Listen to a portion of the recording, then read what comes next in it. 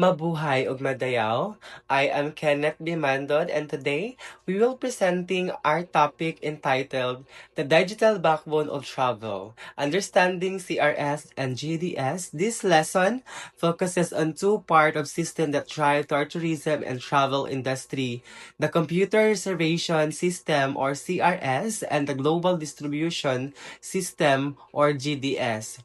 They are like the digital heart and the connects airlines, hotels, travel agencies, and customers around the world. An example of this is when you book a Cebu Pacific flight online, the system used is a part of CRS and technology. When you use a Traveloka or Agoda or Expedia to compare and book different airlines or hotels, you're using the platforms connected through GDS. And the learning objectives. After this presentation, we should be able to understand the structure and role of CRS and GDS in travel. And number two, recognize how this system improve efficiency in a tourism operation. And then number three, apply your knowledge by identifying how digital system transform travel management. Example of this, knowing how CRS works help us understand how hotel front desk confirm reservation. And understanding GDS helps travel agents in Davao connect with a global system like Amadeus or Sabre to book hotels in Japan or Europe. Chapter 9: The Computer Reservation System.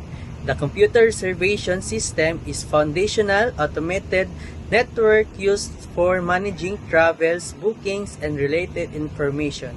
Initially developed by airlines specifically for flight reservation, its scope has expanded significantly. So today, CRS manage a wide range of travel service including hotels, car rentals, and structured tour package. It is primary tool that allow travel agents and customer check availability, compare prices, and make instant confirm booking. So the computer reservation system, ma'am, was first developed by airlines to automated flight bookings. For overtime, expanded for include hotel, car rentals, and tour packages. So CRS allowed agent and customer to check real-time availability and instantly confirm bookings. For example, ma'am, Philippine Airline using Sabresonic for its ticketing, and also Hilton Hotel used Amadeus Altea CRS to manage room availability worldwide. And also Cebu Pacific and Asia use Navitaire for low-cost automated flight management. Purpose and core function of the CRS. The CRS delivers immediate value by ensuring accuracy and speed in the booking process. It serves as central engine for inventory control and transaction execution. Real-time data access provides up-the-minute data on schedules, live rates, and inventory availability. Electronic booking and ticketing enables instant electronic booking and ticketing, drastically reducing reliance on manual paperwork and minimizing error rates. Enhance agent efficiency. Empower travel agents to serve clients faster and more efficiently, improving overall service quality and volume capacity. Integration and management. Offer seamless integration with online payment system and other essential travel management tools for comprehensive service delivery. So CRS serves as main booking engine that ensures speed, accuracy, and efficiency. Its core function including the real-time data, instant update in seats, rooms, and price, and also electronic booking and ticketing, reduce manual paperwork, and also enhance agent efficiency, faster and more accurate service. Integration and management, links to payment system and databases, For example, when you book a hotel room in Dusitani, Davao, the system confirms availability in real time through their CRS. And also, airline staff can check your flight status, seat map, and meals preference instantly because CRS integrates and all information. So in the 5 slides, we have key features of modern CRS. First is a modern CRS has several technical features that make it reliable. First, centralized database, all travel data in one system. 2. Automation and error reduction reduce mistakes in booking. Third, we have direct connectivity connects agencies to airlines and hotels. 4, we have data analytics, provides insights for sales and forecasting. Then for examples here, we have Amadio CRS storage passenger profiles to personalize offers.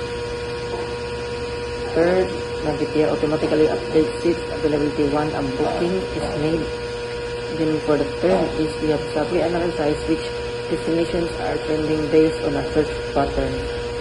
Then for the 6th slide is we have major CRS providers.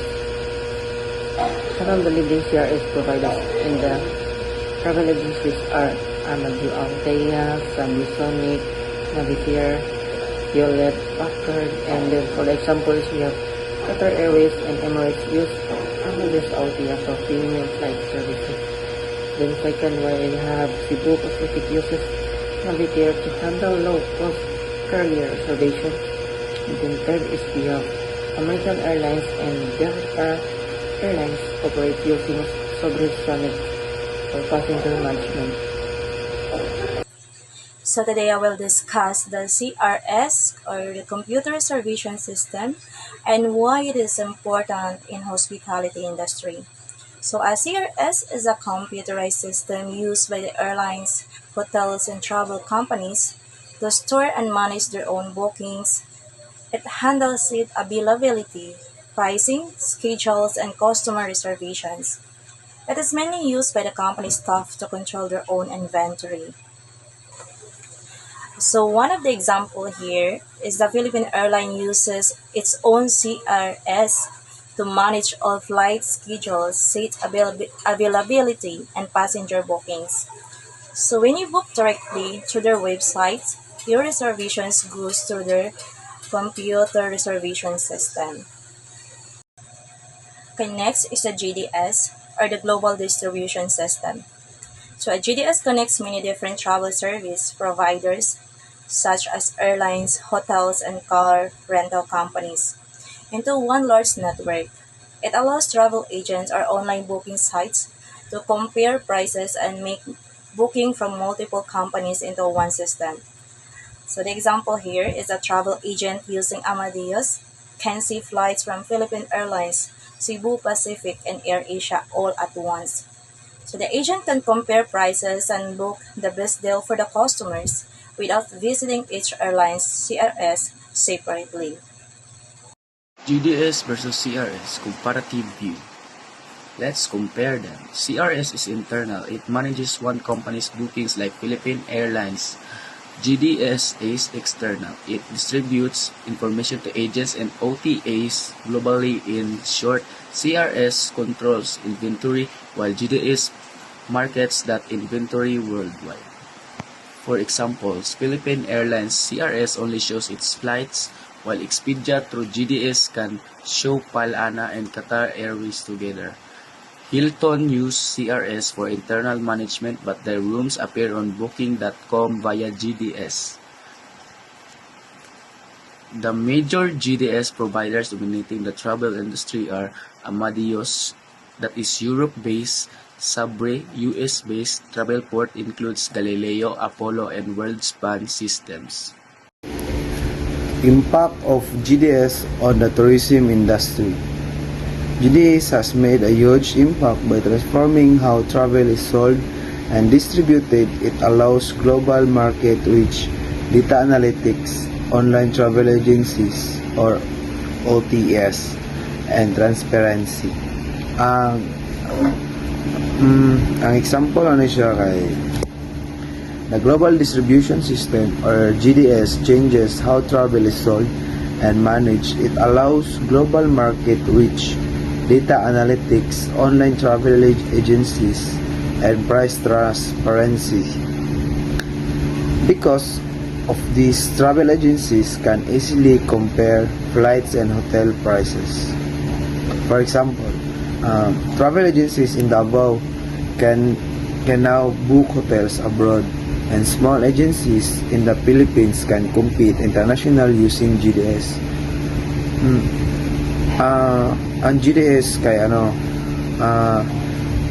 agencies Davao kan og dire ka sa Davao pwede ka makabook og hotel sa abroad.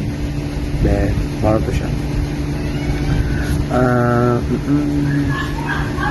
The dual framework of modern travel.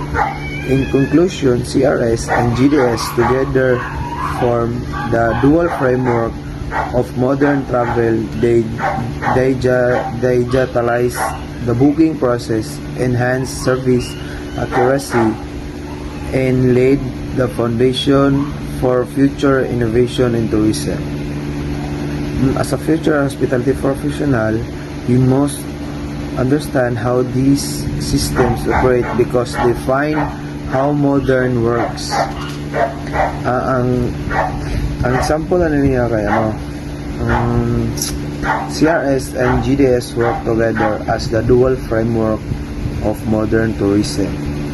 They digitalize booking, improve accuracy, and supported innovation. Industry without this system, people would still use phone calls and manual bookings forms. Now travelers can book flights and hotel instantly. Like tayo nang mag-book ka og ang example lang niya kaya og mag-book ka og pwede na ka sa cellphone mag-book sa ticket like Cebu Pack, mag-book ka dra or abroad kung mag-abroad ka pwede ka mag-book sa laha o ticket or ano ba ka flights para sa flights mo sa travel sa or sa hotel pwede ka mag-book dra like a flight from Davao to Tokyo and a hotel in Osaka all in 1 minute. Even small agencies can now compete globally because of these systems. Together. Thank you.